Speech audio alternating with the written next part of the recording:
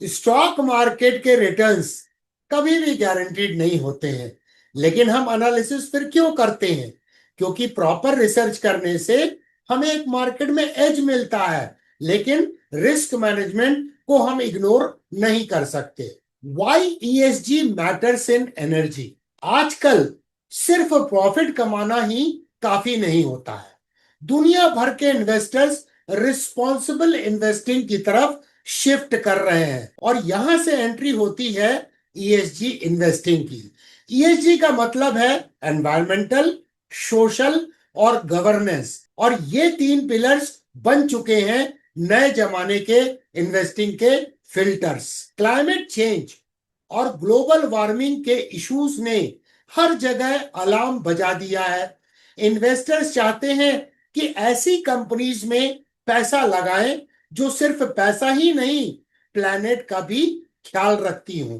India में भी ये ट्रेंड तेजी से बढ़ रहा है, स्पेशली एनर्जी सेक्टर में। India's energy sector and ESG push. India ने एक एम्बिशियस टारगेट सेट किया है। 2030 तक 500 गीगावाट रिन्यूएबल एनर्जी कैपेसिटी और net zero target by 2070। Solar, wind, hydro, green hydrogen सब में इन्वेस्टमेंट सर्ज हो रहा है। Energy efficiency, carbon emission cut और सस्टेनेबिलिटी पे गवर्नमेंट का फुल फोकस है। लेकिन चैलेंज है, एनर्जी सिक्योरिटी भी मेंटेन करनी है। कोल का रोल अभी भी काफी डोमिनेंट है। ये बैलेंस ही ईएसजी इन्वेस्टिंग को रेलेवेंट बनाता है। आपको पता है, अगर प्लैनेट गर्म हो रहा है तो पोर्टफोलियो भी गुस्सा हो सकता है, इसीलिए थोड़ा कूलिंग इफेक्ट लाते हैं ईएसजी के माध्यम से। Opportunities for ESG investors. तो ईएसजी इन्वेस्टर के लिए क्या है? काफी कुछ है दोस्तों। रिन्यूएबल प्रोजेक्ट्स हैं, green hydrogen, EV infra, multi decade theme बन चुके हैं। टाटा पावर, एनटीपीसी जैसे प्लेयर्स ऑलरेडी शिफ्ट कर रहे हैं क्लीन एनर्जी सोर्सेस की तरफ। और हाँ, इवन कोल इंडिया का भी फोकस शिफ्ट हो रहा है स्लोली। ईएसजी कंप्लायंस का स्ट्रांग होने का मतलब है बेटर गवर्नेंस, लेस रिस्क, और सबसे बड़ी बात, इंपैक्ट के साथ रिटर्न्स मिल सकते हैं, double benefit. Nifty energy versus ESG indices. अब बात करते हैं एक्चुअल इंडाइसेस की। Nifty energy index traditional index है जो power, oil and gas, renewable stocks को ट्रैक करता है। टॉप स्टॉक्स कौन से हैं इस इंडेक्स के? Reliance industry, NTPC, power grid, Tata power, ONGC, Suzlon energy. अब बात करते हैं ईएसजी इंडेक्स की।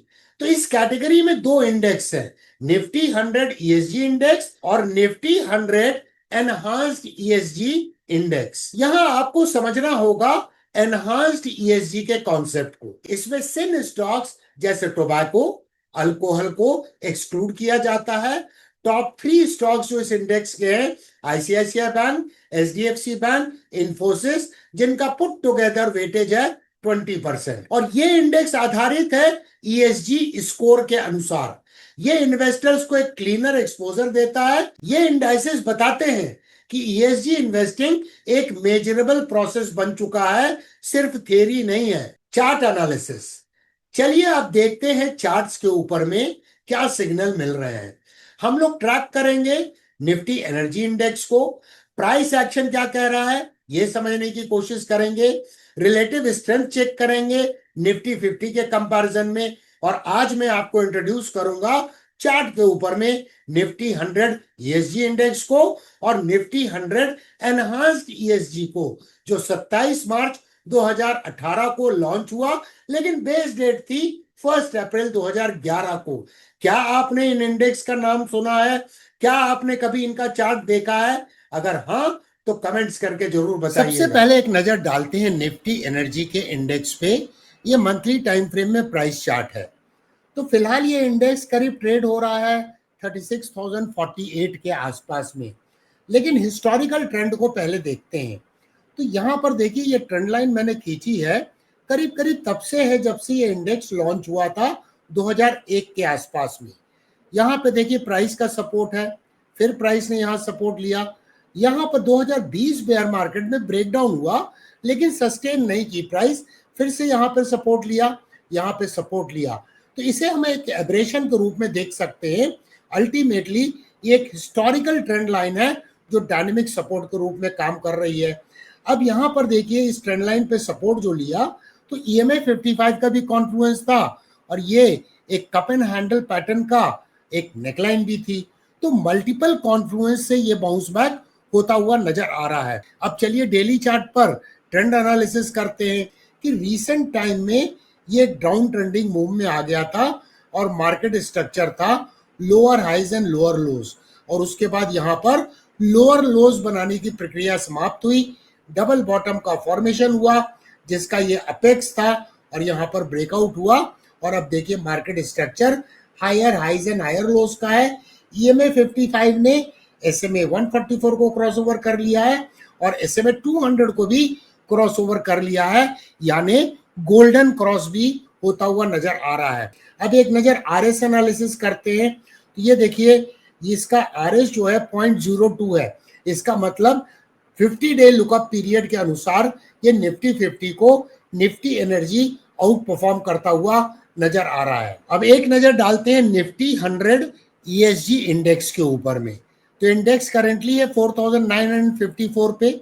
यहाँ देखिए डाउन ट्रेंडिंग मूव में था, डबल बॉटम का फॉर्मेशन हुआ और ये अपेक्स था जिसका ब्रेकआउट हुआ और अब प्राइस का structure higher highs and higher lows का है। यहाँ भी हम गोल्डन क्रॉस देख सकते हैं। तो ओवरऑल ट्रेंड जो डाउन ट्रेंड में था अब ये मार्कअप फेज में आ रहा है।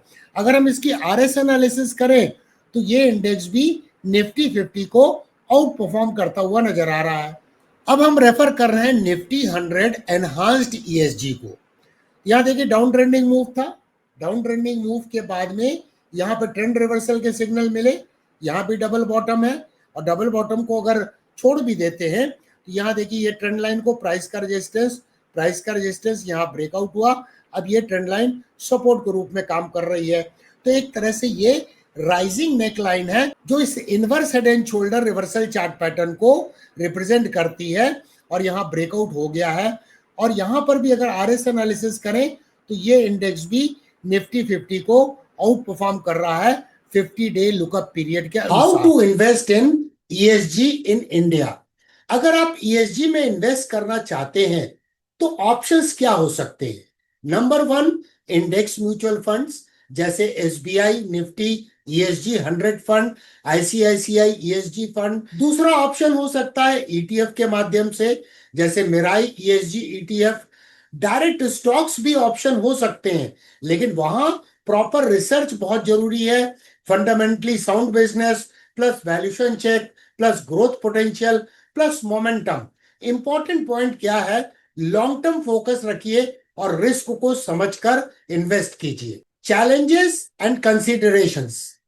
क्या सब कुछ परफेक्ट है ESG इन्वेस्टिंग में? Not really. Her ESG company profitable नहीं होती है, कभी कभी सेंटिमेंट ड्रिवन सर्च भी होता है। इंडिया में अभी भी ESG रिपोर्टिंग स्टैंडर्ड्स इवॉल्व हो रहा है, पॉलिसी लैंडस्केप भी डायनेमिक है, कभी सब्सिडी तो कभी टैरिफ चेंज। तो हमेशा रिसर्च प्लस पोर्टफोलियो बैलेंस जरूरी है।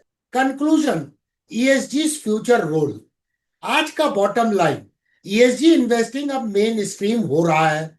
इंडिया का एनर्जी सेक्टर बन रहा है test bed for sustainable investing. आपको सिर्फ रिटर्न्स नहीं, इंपैक्ट भी क्रिएट करना है और ESG is the way. Learning करते रहिए। जीरो टू हीरो प्लेलिस्ट से learning never stops with DK Sinha.